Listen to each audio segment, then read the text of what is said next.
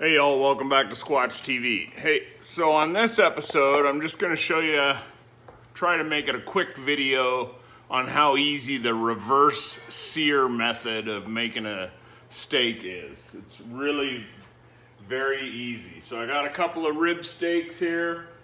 All I'm gonna do is hit both of them with a little bit of olive oil.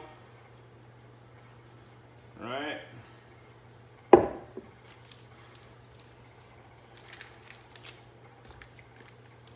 Make sure you get the edges too.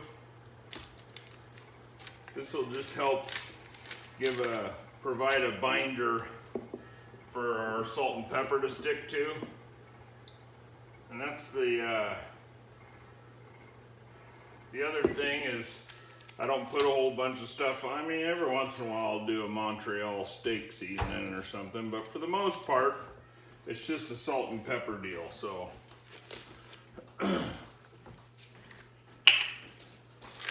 fresh cracked black pepper makes all the difference in the world.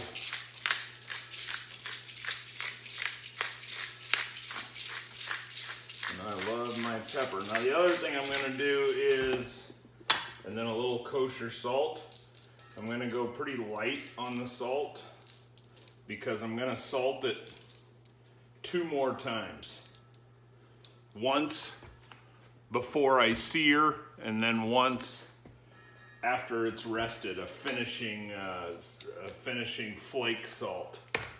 So, okay, that looks pretty good there. So, get to the other sides. I'll season the other sides, and then I'll show you what we got going on the grill out there. Stay tuned.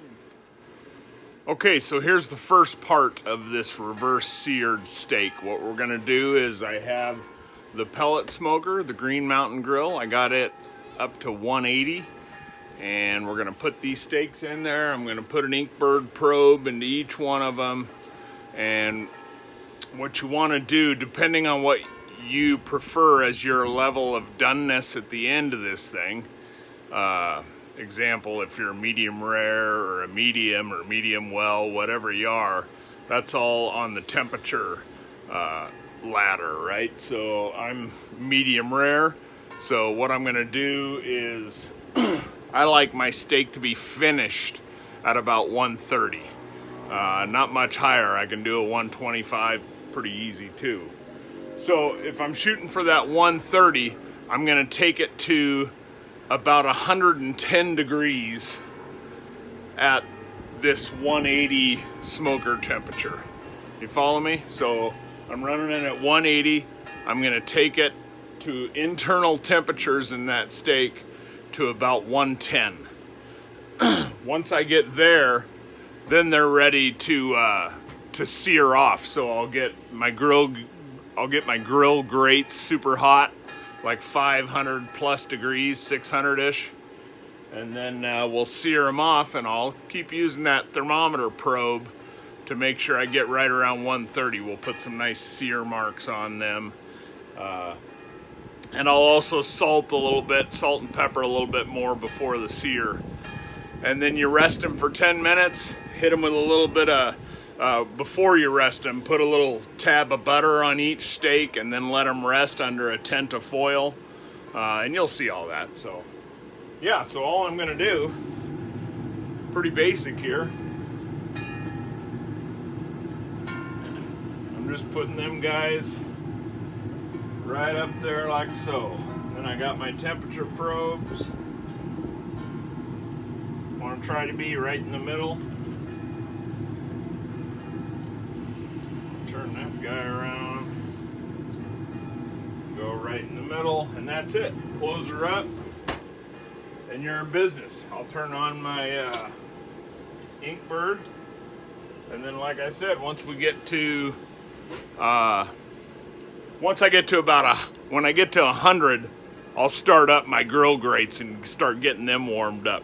But when I get to 110 is when I'm gonna pull them and then sear them off. I'll bring you back then. Stay tuned.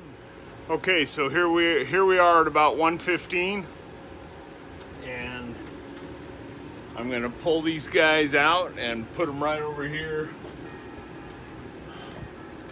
I got my grill grates in there warming up. They're at about 475 right now, which is good enough for me. So then we're just gonna sear them off until I get to the desired temperature, finish temperature that I'm looking for. So right now these are plenty loose just because they're not up to temp yet. But I'll open this guy up.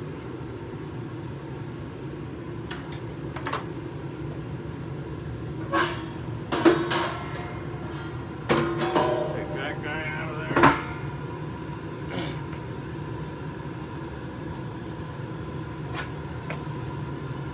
Little canola oil spray.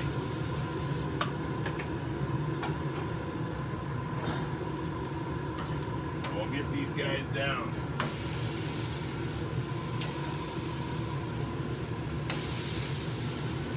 And they really should only be about a minute per side.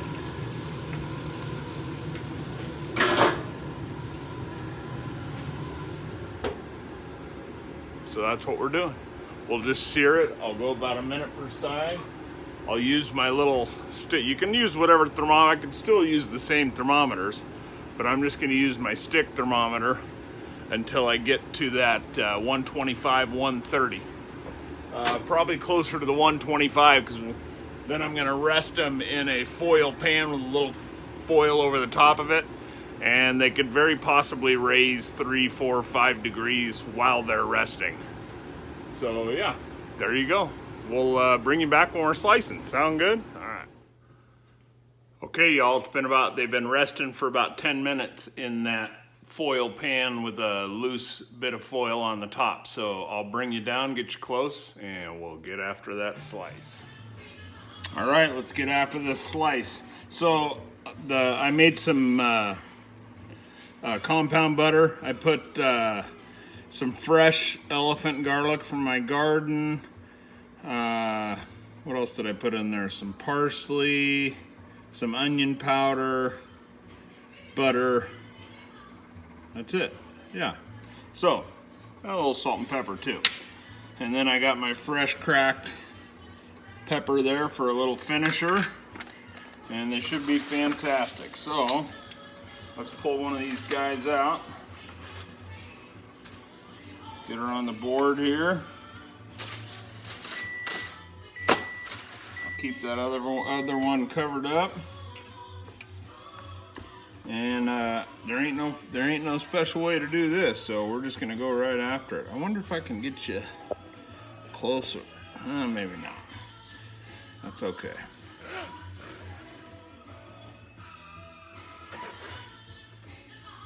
Oh baby. This isn't gonna suck, I'll tell you that much.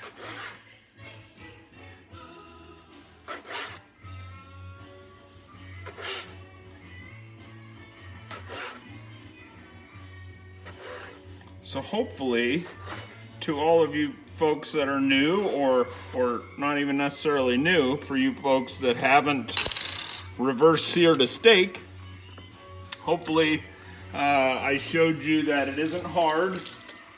And, you know, with a good thermometer, that's about all a fella needs. So, let's see how she looks, shall we? What do you think? I think she looks pretty darn good in there, doesn't it?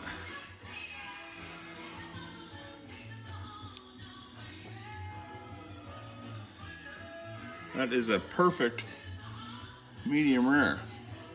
And see how you get all of the pink instead of it graying on both the top and the bottom like a regular grill? I mean, you can still make a fine steak like that, but this really gives you more of the money the whole way through the steak. So there you go.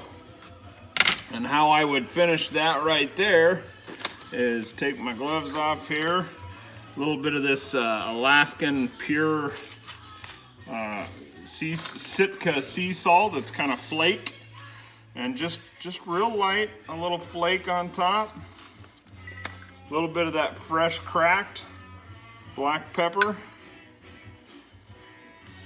and bam, you are money. And if I got you here, I might as well do a little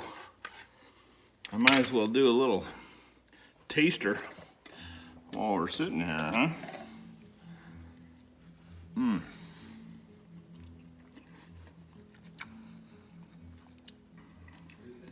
It's a beautiful thing.